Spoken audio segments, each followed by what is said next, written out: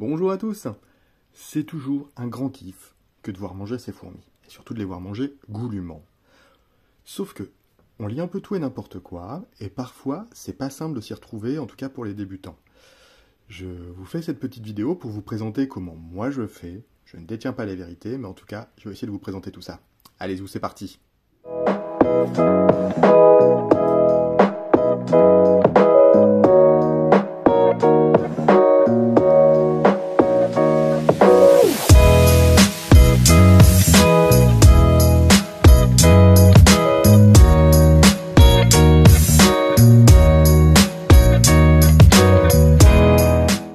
Dans un premier temps, on va voir quoi pour qui. Je m'explique. Les insectes et les sources de protéines sont donnés pour faire grandir les larves. S'il n'y a pas de larves, ça ne sert pas à grand chose en fait de donner des insectes ou des sources de protéines. En effet, il n'y a que les larves qui vont grandir au sein d'une fourmilière. Les ouvrières adultes, une fois après émergence, ne grandissent plus. Les ouvrières adultes, elles, on va dire les imagos, vont consommer des liquides sucrés. Les liquides sucrés vont leur permettre d'avoir, via le sucre, l'énergie nécessaire pour leurs actions du quotidien. En avant-première, je vais vous donner ma recette de liquide sucré. Poum, poum, poum. Je me munis d'une bouteille de sucre de canne bio, idéalement. Vous allez voir, attention, ça va être exceptionnel. Je mets du sucre de canne. Oh, j'en mets un paquet parce que j'ai quand même pas mal de colonies. On ajoute à ça de l'eau. Oh! Oui, on lit un peu de tout et n'importe quoi. Hop, je mélange l'eau à mon sucre de canne. Je vais secouer ensuite comme un barbare. Et c'est prêt! Pour le distribuer ensuite, c'est très simple. On récupère du coup la fameuse bouteille de tout à l'heure. Le sucre, on voit bien qu'il s'est dissous. J'utilise pas mal de petites pissettes, des petites pipettes en fait, comme ça, c'est du jetable, c'est tranquillou, désolé pour l'écologie. Et j'en distribue dans des petites gamelles qui sont des bouchons de bouteille. Simplicité, efficacité. Franchement, ça fonctionne pas mal. Et cette recette fonctionne à peu près pour toutes les espèces. C'est simple, c'est efficace, c'est accepté. Les besoins nutritionnels sont remplis. Pour le sucre, on vient de le voir. Pour les insectes. Si comme moi vous achetez vos insectes dans le commerce, souvent on les récupère dans des boîtes comme ça. C'est tout vide, parfois il y a du mort. Et à l'intérieur, qu'est-ce qu'il y a? Des petites croquettes sèches. Autant vous dire que, on voit ce que ça donne, ça respire pas la vitamine quoi, on va pas se mentir. C'est pour ça que, en tout cas, moi, quand je réceptionne mes insectes, je leur donne tout de suite, quasiment tout de suite, déjà de quoi boire et de quoi manger. Pour ça, il y a pas mal de méthodes.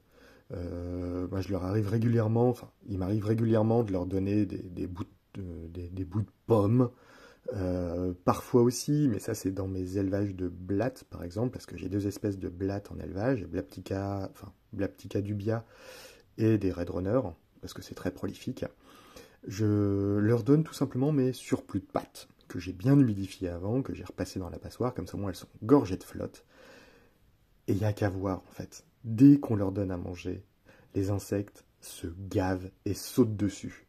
Au moins comme ça, les insectes sont chargés en nourriture et ils ont une vraie valeur nutritionnelle pour les fourmis. C'est bête, mais comme les êtres humains, hein, tout clairement, nous sommes ce que nous mangeons. Et si on veut des insectes, en tout cas en bonne santé, forcément ça passe par la nourriture. Ça peut être du raisin, ça peut être des petits bouts de pommes, bio idéalement, en tout cas épluchés pour les pommes, parce que la plupart des pesticides sont dans la peau. Et les insectes raffolent et vos fourmis vous remercient. Autre point important, la diversité. Il m'arrive régulièrement d'acheter des criquets, donc Locustra migratoria, des blattes, des Red Runner, des Blaptica dubia, ce qu'on voit ici, et des grillons. J'ai deux élevages de blattes à la maison, des Blaptica dubia, ce qu'on voit ici, sur des rouleaux de papier toilette vide, et une boîte de Red Runner. C'est plutôt prolifique. J'ai aussi deux souches de collemboles constamment à la maison, que j'élève dans des seaux. J'utilise comme substrat de la tourbe blonde, ce qui permet d'éviter la moisissure, c'est un peu acide, ça garde bien l'humidité. Et l'élevage en tout cas de collemboles, ça fonctionne bien.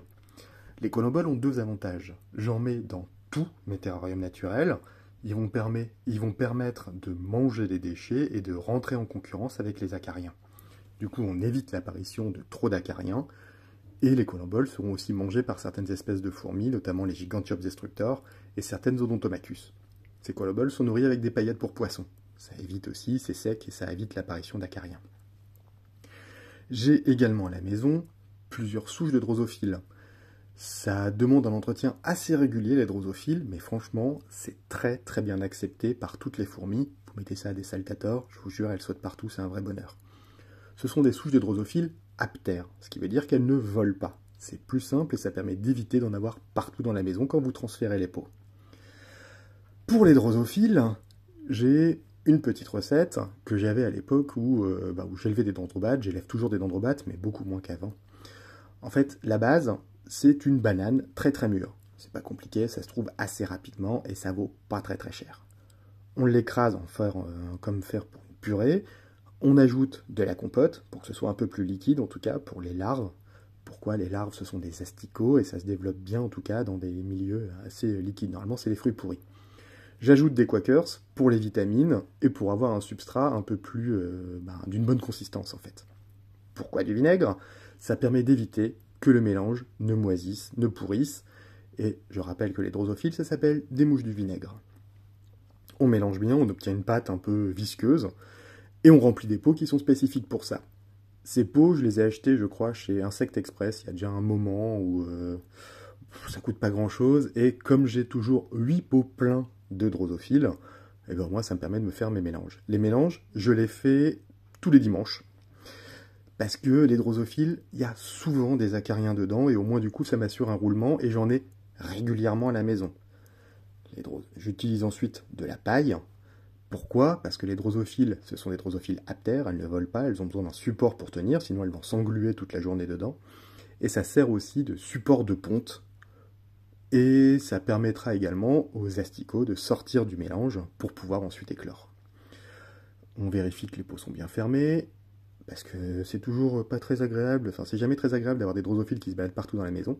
Et on ensemence avec les premiers pots, on va dire entre 50 et 100 drosophiles par pot pour ensemencer, c'est déjà pas mal. Une fois que c'est fait, au moins on est tranquillou, on les met à température ambiante et ça devrait bien donner. Si on doit donc résumer un peu cette vidéo, je vous invite à apporter une bonne diversité d'insectes à vos fourmis, en tout cas en termes de protéines, de bien nourrir vos insectes au préalable, histoire qu'ils aient un vrai gain nutritionnel, en tout cas pour les larves de vos fourmis. Et cette diversité vous permettra d'observer des vrais comportements de chasse. En fait, pour certaines espèces, je donne des insectes vivants, notamment chez les saltators, là c'est ce que je vous montre actuellement, et ça va vous permettre de voir aussi des vrais comportements de chasse. Quand je vois une saltator chasser parmi les feuilles mortes, honnêtement, c'est un vrai bonheur. C'est un petit félin, quoi. C'est un petit félin à échelle de fourmi. C'est juste génial de les voir évoluer dans un terrarium naturel avec des vrais comportements de chasse. Mais donc bon, diversité d'insectes, bien nourrir les insectes, même si vous les achetez dans le commerce, au moins comme ça, là c'est chez Gigantiops Destructor, ça leur apporte un vrai besoin ça répond à leurs vrais besoins nutritionnels. Toujours la gamelle d'eau sucrée aussi à côté, mais ça c'est simple, c'est efficace. De l'eau, du sucre de canne, on mélange et on donne. Et je vous invite aussi à avoir des insectes nourriciers chez vous.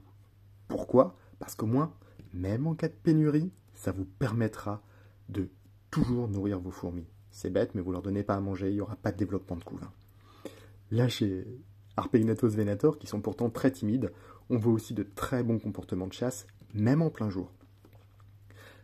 Nourrir vos fourmis, c'est toujours un régal, ça ne doit pas rester une contrainte, mais il faut toujours avoir de quoi subvenir à leurs besoins, comme n'importe quels animaux. Je vous remercie de m'avoir regardé, je vous dis à très vite et bon courage. Allez, ciao!